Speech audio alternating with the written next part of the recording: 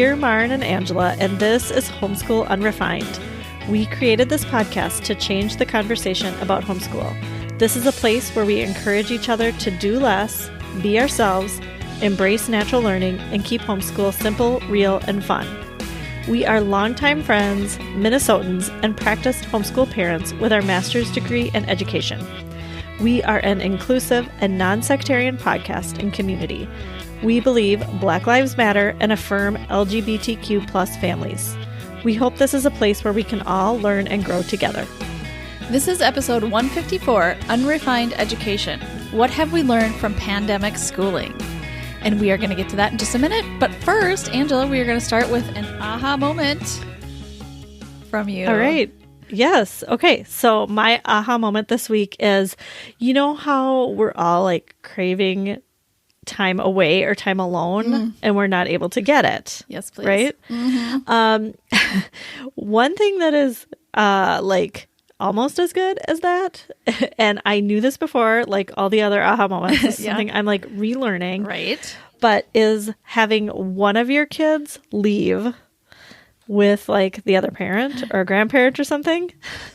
It feels like a vacation for everyone. I love It feels that. like a vacation for everyone because it changes up the dynamics in your home. It really does. That's such a good reminder. Oh, that's such a good reminder. Yeah. Have you been doing this? Well, we're doing our second one right now. So great. My son went with my husband on a ski weekend.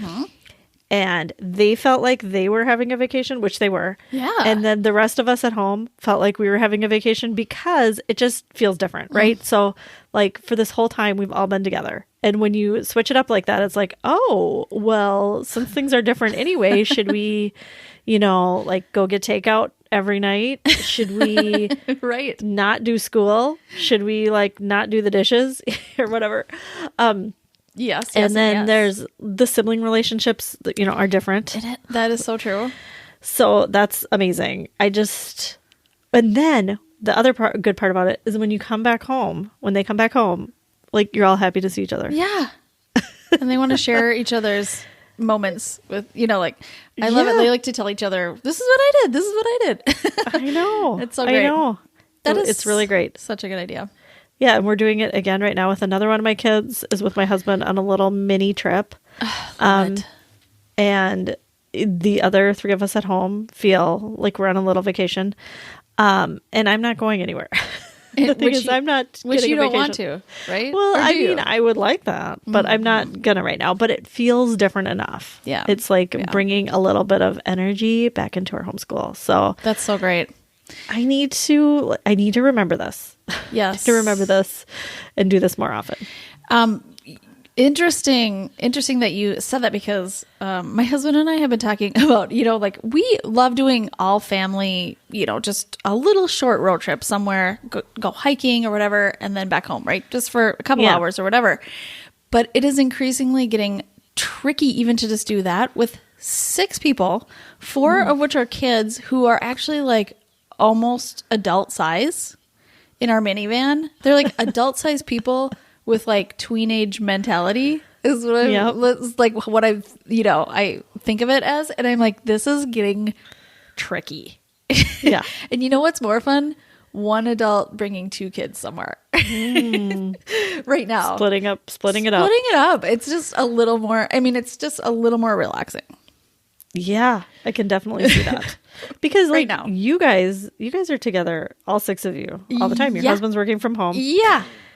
Exactly. So the fact that you would want to go on a day hike together is actually kind of surprising. Like all 6 of you. Well, listen, it's tricky, during the pandemic when we're together all the time, and yet we're not always doing adventures together. We want to do more fun things together. So we're trying to make that happen too. So no, I get it. It's tricky to make it all work, isn't it? It is. Well, we have more discussions like this in Patreon. We'd love to have you join us for just $5 a month. Today, we are piloting an episode of a new project we are calling Unrefined Education. We don't know what this is going to become, but we know we want to talk about it. If you've listened to us for a while, you know we are passionate not just about homeschool, but about education in general. We've always had kids and how they learn at the heart of our work. Unrefined Education is a manifestation of this thinking. We're going to talk not only about homeschool, but about how kids learn and what they need in all settings. We're going to talk about schools, policies, and what we believe could help them in the public realm. If you know somebody who's also interested in education, not just homeschool, feel free to pass this episode along. Yes. Our goal is to reconcile the inner workings of children and the way we teach them. We want to understand their minds, their hearts, their bodies, and wills in order to create an ideal learning and living environment for every child. We not only want to make learning better for the typical learner, but we want atypical learners to thrive. We want the same opportunities and joy for children of all races and socioeconomic backgrounds. We believe learning should be joyful, challenging, and motivating, not punitive, restrictive, or harsh.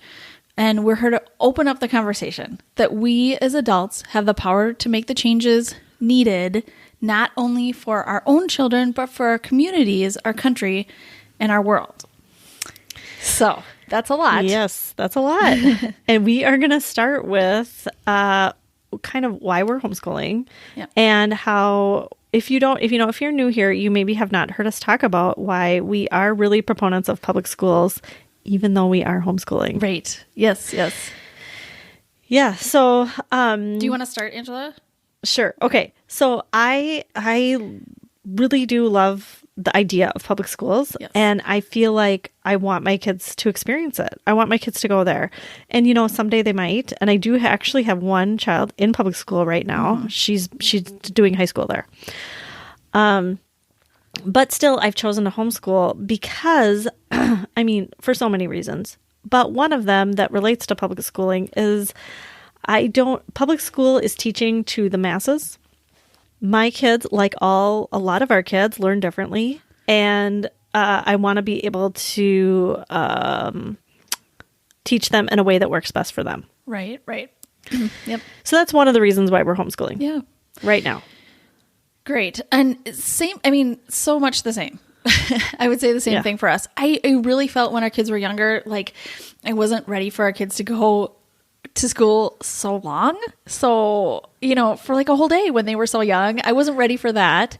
It seemed just like a little bit too intense. I didn't feel like it's intense. It is intense. It's like you're throwing kids into the deep end sometimes.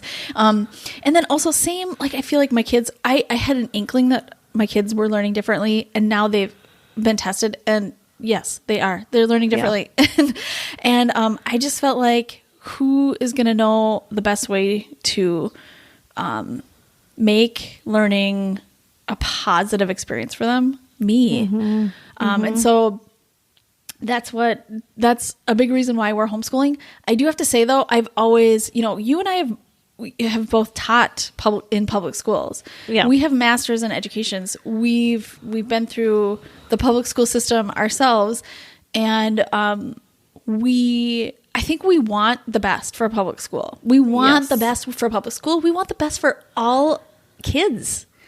Yeah. We just have like this, I think, this vision and hope. And I think one reason why we want to talk about, we wanted to start this thing called Unrefined Education is because we could see it being possible even. In, you know what I mean? In maybe small ways, we could make some changes. And anyway, so. Yes. And, we don't necessarily see a lot of people talking about this. Though we love homeschool at this point in our lives, and we're proponents of that, we are also proponents of public education. And I don't see many people bridging that. I see a lot of people talking about public school, or, teachers talking about, teaching methods and stuff like that.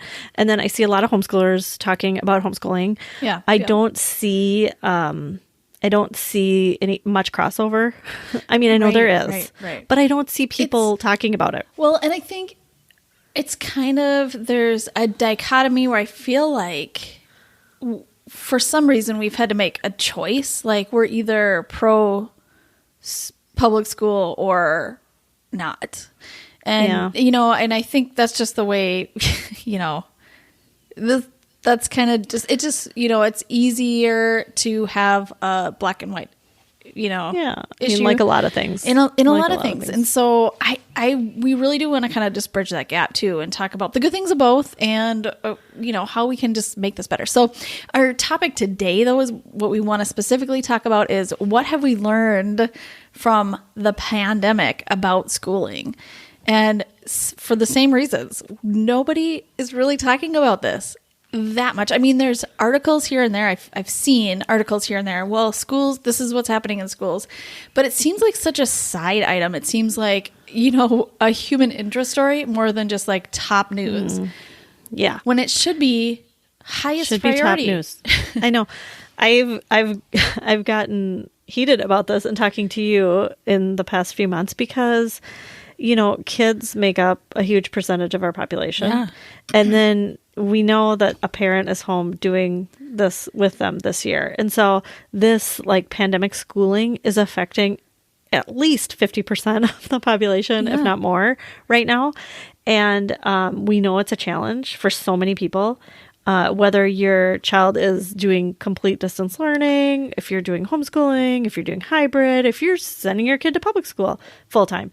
It's a challenge. You have lots of challenges, and we're not talking about it. Yeah, I mean, I hear lots of talk about let's open schools or when are schools going to be open. Yeah. Beyond that, I'm not hearing much, and I think somebody needs to be talking about it. Right. And how can we not talk and process through this year and then just move forward? I think that's where we're just kind of thinking, can we talk about this a little bit before we move on and just forget that this happened or just move forward as if nothing has happened in education or the way our kids are processing things or anything, we're just moving forward. Right. Like plowing through. I feel like getting schools open is the objective. And I'm not saying that's a bad one, but I'm just saying I don't hear much after that. There's so much. Yes. There's so much to talk about. And also, this pandemic schooling, I'm just going to call it that pandemic schooling in whatever way that looks, has brought up so many issues and we're not and they are indicative of other issues in the past. Yeah. Issues that have always been there, but they've been brought to the surface now and we're not talking about it. Right. So I do want to preface all of this by saying we are so amazed at the teachers and the parents who are making this work. Oh yeah. I mean, seriously, you didn't ask for this and you weren't trained for it. And you didn't know. You're not being paid enough. You're not getting paid enough. And I just think you are doing you're just doing the hardest job. And with all the high expectations still on you. And we really commend that. We really do. I think we need to just make sure we are giving credit for all the people who are working so hard to make it work this year. Yes, for sure. It is amazing. Definitely. All right. So when talking about the state of the schools, what we see happening right now with schools, whether they are, like I said, I'm just calling it pandemic schooling, but it might be virtual learning. It might be hybrid. It might be in school. Expectations of kids are still really high. Yeah. It feels like we're trying to keep school the same, even though we're going through this national tragedy. Right. And that goes for teachers too. Teachers' expectations of teachers are unreasonably high. Yeah. Yeah. And I think there is this concern that kids are going to fall behind. And I really want to caution that thinking. I wish that would just not be okay to say anymore. Can we just not say that kids are going to fall behind this year? Because we're all, number one, we're all in this together. We're all going to be behind. Behind who? Behind who? Right, exactly. Who's ahead? Or nobody's getting ahead this year. We're all in the same, pandemic. So And then also, like, who cares? This is my question. And we talk about this a lot on, with Homeschool Unrefined specifically, but we talk a lot about our kids will learn when they're ready to learn. This is probably not the year. This might be the year where they're not ready to learn a lot of stuff. Yeah. And that's okay. And actually, it might fast forward their learning in 2 years from now or something. But it's really, I think, detrimental to force it to happen at the same pace or whatever pace we've decided this year should go. Mm-hmm. Definitely. I mean, yeah, I have seen in my own life, high expectations are not working. Mm-hmm, mm-hmm. And I'm sure there's a fear in schools and administrations that if we don't keep pushing, we're going to be even more behind. Right. And so I understand that fear, but I think we need to examine what is really going on with the kids and what is best for the kids. And is pushing them right now best for them? I would push back on that. I don't think that's what's best for them right now. Mm-hmm. They are also, like the rest of us, going through a national tragedy. They're grieving. They're dealing with lots of different things in their family, from maybe deaths, maybe economic hardships. Yes. Maybe some of these kids have learning differences and it has been a rough year. There's been lots of things. Their parents are going through lots of emotions and they're having to, live in a family. And I just think... And I think we know that kids, especially high schoolers, are working right now. Oh yeah. Working and, and trying to do virtual school. And I mean, I think they're learning, what they're learning is how to get through a pandemic with still having to do lots of school. Yeah. That's hard. Yeah. Yeah. But I mean, if we could just say, if we took away our objective this year could be get through the pandemic, that would be enough. Survive well. Yes. And however that works, however that works for you. Yeah. So we're in a pandemic and schools are opening up again. Some schooling is virtual. It seems like a lot of people really do want schools reopen. And I actually don't, I think there are great arguments for both, like opening up school, not opening up school. But I think that we need to ask ourselves, why are we doing what we're doing? I think we all have good reasons for our kids going to school, wanting our kids to go to school. Like maybe they need to get out. Maybe they need, maybe they're bored at home. I mean, yeah, my kids are too. I understand this, like getting out is important. Maybe you have a job and you need your kids in school. I totally understand that. Yep. So there's no judgment there. I just think we need to examine, then if we are going to do that, what is best for them in that situation? Is it best to just still keep up with the 7th grade curriculum and just really try and pack in everything that we missed? Is that what's best for them? And I would say it's probably not. We probably need to slow way down. Yeah. Can we just slow down and examine where things are at and the opportunity this last year has given us to change schooling? Why is the way we're doing school the answer? Yes. Is that working for us? Especially, I think, with the testing and grading and homework. Yeah. All of those things, I feel like this is an opportunity to reevaluate all of that.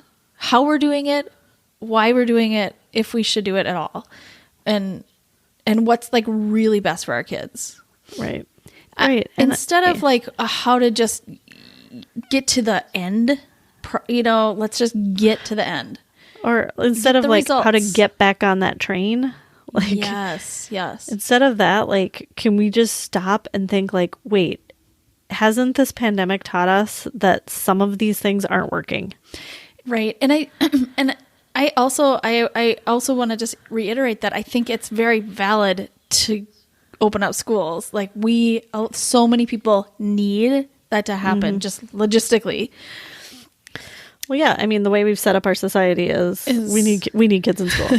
Yes. So that everybody can go to work. I think my fear, I know we've talked about this, is that that's going to be where it's going to be. That's just where it's going to end. We're going to end. Yeah. We got to get kids back in school. The end. How do we get back to where we were before this? Yeah. And I'm afraid that next fall it's going to be, how do we catch up from all that time we lost last year? Yes. So let's really cram more in. And I feel like this is just a missed opportunity. It's a missed opportunity to re-examine. And I understand somewhat. I mean, I understand a lot, because I feel like examining our entire school system right now is a big undertaking. We're just trying to bring COVID deaths down. We're trying to get people vaccinated. Yes. We're trying to get our economy running. And so I do understand all of that, but I think I wish I have some hopes if I were doing it, how I would do it differently. I wish we could just slow down and really take a look at how our children learn and what's really going to benefit them right now. Yeah. And this is a hard thing our kids are going through. Our kids are going through a very hard thing this year. Yeah. And if we could have come along, if schools, I think, could have come alongside the kids and done lots of mental health support, emotional support, family support, or, adjusted our education system to meet the needs of what's going on right now in our world, instead of us adjusting to get all this stuff done in in the system that's not going to change. But if the system could have changed and bent towards the people that are going through this thing, I think that we would have learned that was beneficial. And and I don't think we did that. Instead, I think now, kids are going through hard things all the time. They're always going, not all kids all the time, but some kids are going through hard things all the time. Yeah. Yeah.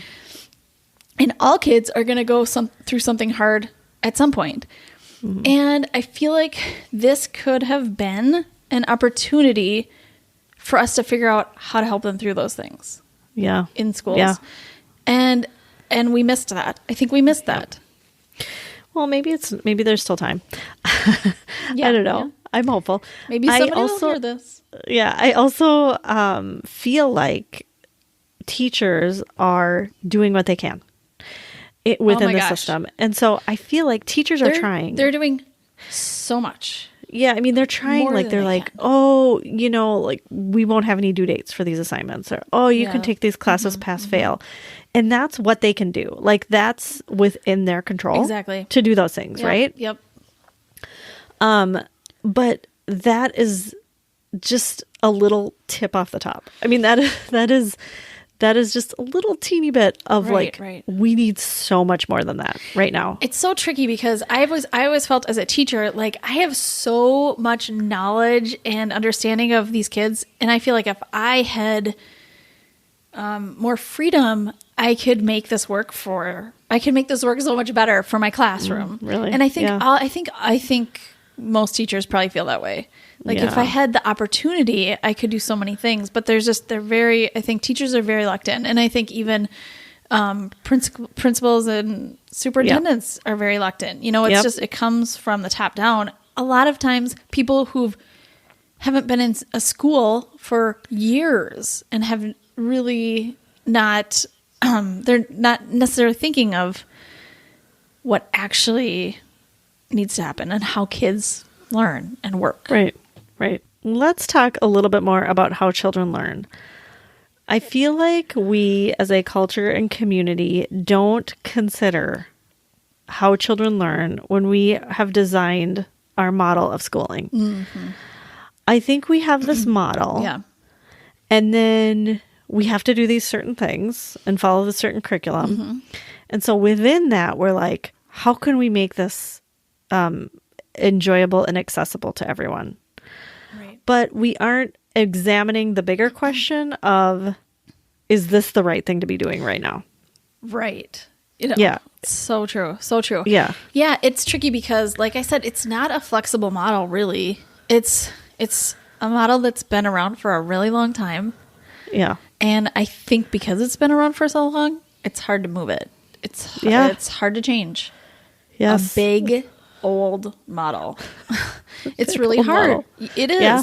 And so we're not, it's hard because our kids, well, we've talked about how, a lot, and even kindergarten has changed so much. Kindergarten definitely used to be much more play. It used to just be like lots of playing and stuff. And now it's, we started, with kids having to read when they were in third grade, then second. Yeah.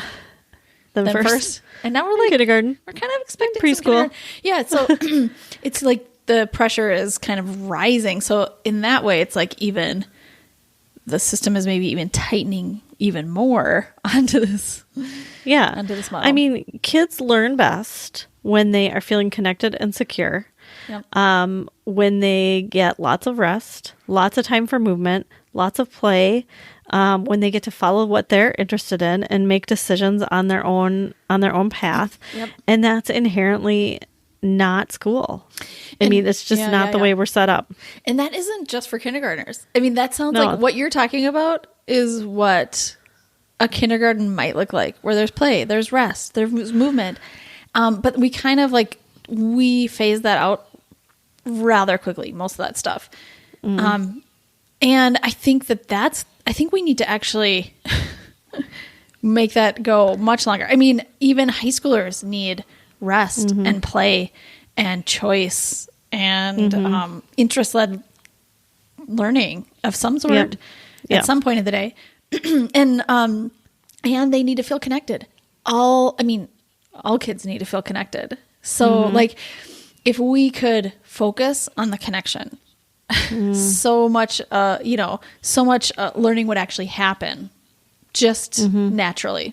If our kids feel connected and safe and secure, learning happens so much more naturally.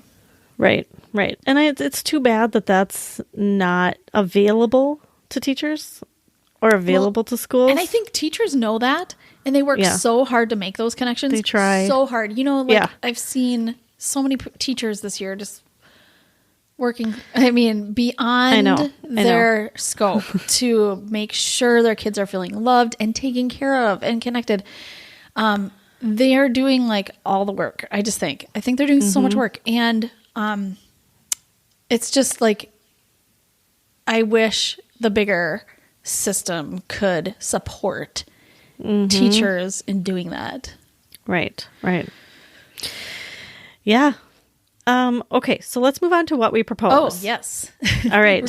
we're gonna end on I feel like, I hope this didn't feel like we're complaining too much, but I do feel like it's important to point these things out and then talk now about what do we see? What do we envision? Yeah. Okay. So, if I were in charge of the entire school system right now, I think kids do want to get back in school.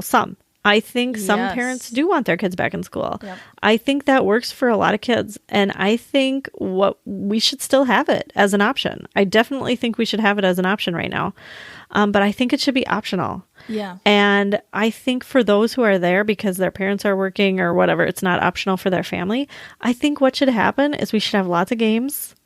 Yeah. Lots of therapy. Yep. And academics that are fun without homework. I would envision come to this chemistry class where we're going to do these experiments just for fun, with no homework. Yeah. I have kids who would love that. Or we're going to play this Kahoot game at this time. Yeah. Or we're going to read this novel together. We're going to have a book club. Yeah. No pressure. But just come and enjoy it. Or I think we all need therapy right now. I think we've been through a lot of trauma. I think I envision friendship circles. I envision sign up for this therapy slot for your child if you think they need it. Yep. I think we could be doing a lot right now to support kids in relieving their stress of this year. because kids are feeling that stress so much. And I'm thinking like fun connections with friends Yes. and adults who care. Yes. This would be like a salve on the stress, on the wound of stress. I mean, that's what we need right now. Yes, for sure. And I think kids, we also have to remember, and we didn't talk about this, about how kids learn, but kids really do want to learn. Yeah. They're not opposed to learning. They're opposed to learning boring things in bad ways. Yeah. Or, something that's not working for them. They don't always have the language to say, I need something different. I need to learn in a different way. Yeah. They might not even know how that is. No. It is that they need to learn. They don't know they have a choice. They're just in the system. What we see is like homework not getting done, or complaining, or procrastinating, or whatever. Or behavior issues. Just not doing it well. Just like slacking. Yeah. Behavior issues. But I think that's just like a cry for, like, they're trying to tell us, this isn't working for me. This is not working for me. And I personally just think it's not their job to figure out, to navigate how to get what's working for them, because they have a limited amount of choices. Oh yeah, where they're at right now. So it's like, I think it's our job as adults to figure out how to reach these kids. Yeah. And I love this. I love that your idea of it would just be like, choose what's your capacity for learning chemistry right now. Mm-hmm. Some people might be like, I feel like some kids would be like, yeah, I need that intensity right now. I want a class with all this, with all the stuff that I need to learn, and I need a good distraction. Great. Or I just want to go do the experiments. Great. Mm-hmm. I want to read a 500-page novel that would just take me away from everything. And just like, I would be able to like work so hard on this. Great. I want to do comic books. Great. Do it. Mm-hmm. I think that's just so empowering too. It's so empowering. Mm-hmm. And we want kids to leave school feeling empowered to make good choices for themselves beyond school. Yeah. And I feel like if we did that for the rest of this year, and then we did that for next year too. Yeah. I think you would see a huge difference in kids and their emotional mental state. And I also think you would see a huge difference in their academics. Yes. And I think we've never tried something like that. And I just think, let's try it. Let's try it. Yeah. Let's try it and see what happens. What have we got to lose? Well, I think some people think, we can't lose, sixth grade math. Yeah. And then sixth grade science. And we can't lose those. We got to keep plugging away. Yeah. Yeah. I know. And it's tough because how much are they really learning anyway? They're not. Yeah. They're not. I mean, some kids are, but they would learn. They'd learn it quickly the next year. Those kids would learn quickly anyway, right? Yeah. Yep. So we have so much more to say, I think, about Unrefined Education. And did you want to say anything else before we finish here? This is great. But I think we have so many things. Actually, I do have one more thing. Okay, go ahead. All right. I want to say, I think this is a national tragedy that we're going through. It is. Mm-hmm. It's a national tragedy. And I think, can we learn from our past mistakes when we've gone through other national tragedies and we haven't cared for people who have gone through things well? And I'm thinking about even not just national tragedies, even smaller tragedies like, school shootings or I'm thinking about wars. Like when vets come home from wars, we see they have a lot of things that they are still dealing with. Yeah. A lot of trauma, a lot of trauma. And how are we caring for them right now? I would say not very well. Right. And what we're expecting that they're just going to like ease back into society. Right. And I'm not saying that's on par with what's happening with our kids right now. Maybe for some it is, maybe for some it isn't. I don't know. But I'm saying we're just expecting that this next year and this year, we are just going to ease right back in and keep doing what we're doing, even though we've all just been through a really, really hard year. Yeah. Like hardest of a lifetime. Yeah. Yeah, I agree. And it's too much to ask teachers to just figure that out. Yeah, just for sure. Figure it out and still Just work a little harder. just work 1,000 times harder. And can you just keep everybody on track with the academics, with all the requirements and stuff? It's just too much. It's too much. Yeah. And it's too much for the principals and the superintendents too. Yeah. They have to do these things to have a job, to have income in this tough economic time. So we're just all, we're all doing our best. And I think we need to remember, we have got to, it's just so important that we remember to like be flexible with our situation here.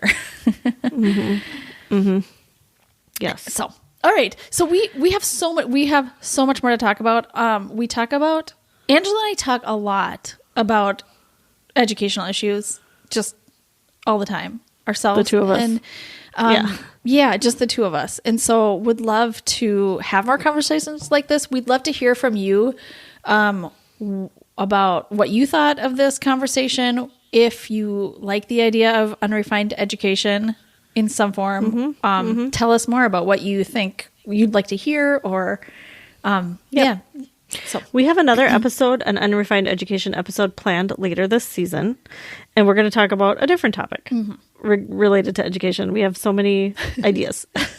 We do. We have lots of thoughts. And so that'll be fun. Thanks for being here with us. Let's move on to our listener question. Our listener question this week comes from Alexon. I was shocked that burnout is a thing among homeschoolers in February.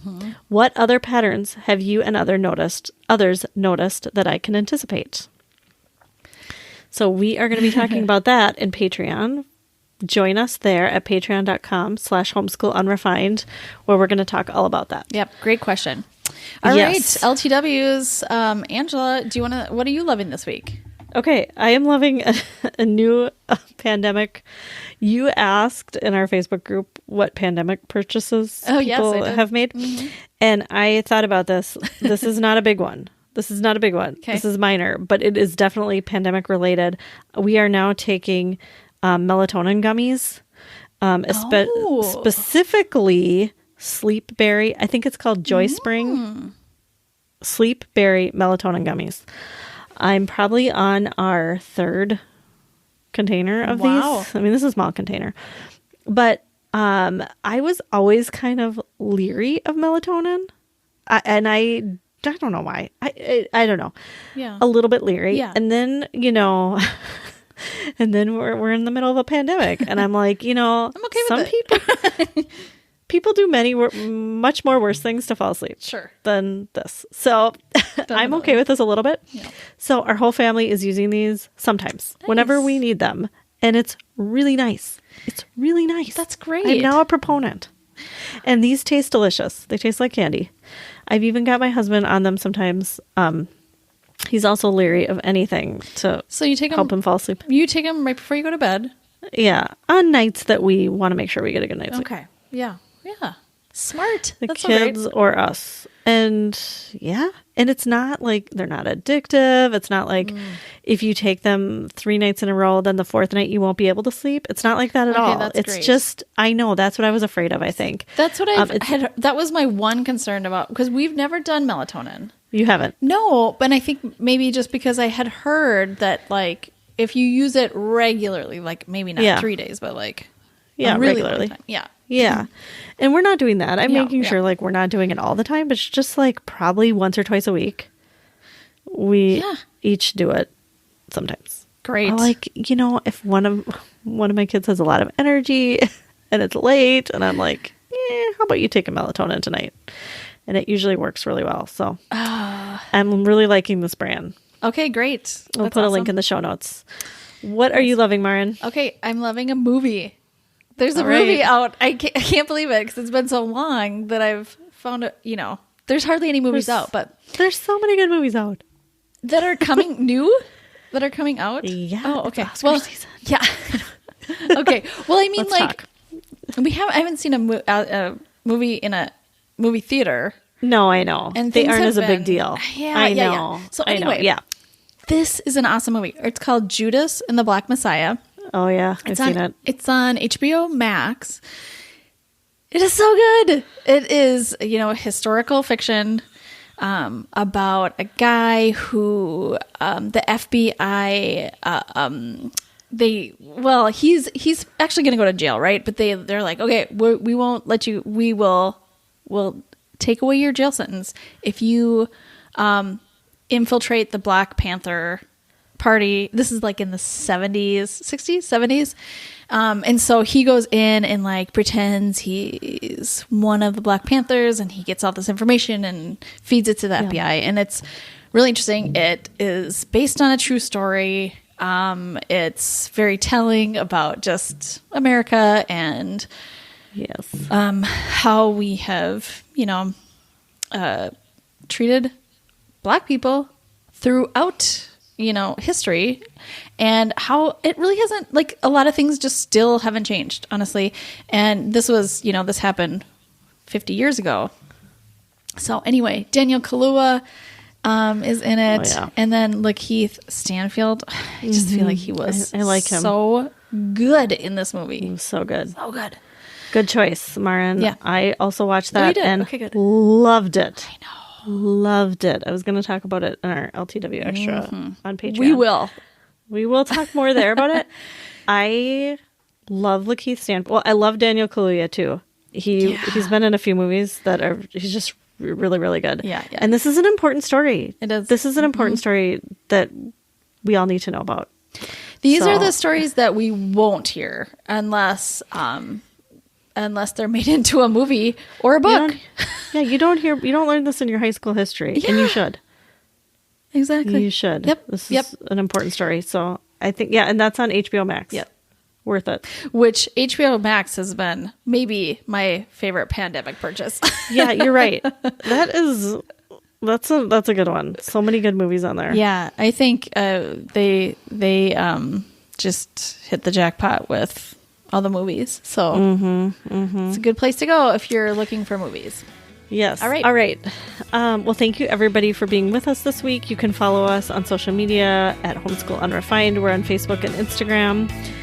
We have a website, homeschoolunrefined.com, where you can find links and show notes for this week's episode. And we will see you next week. Thanks for listening. Homeschool Unrefined is created and produced by Marin Gorse and Angela Sizer. Amanda Ginn is our content and marketing strategist. This podcast is listener supported. Join our growing community at patreon.com/homeschoolunrefined.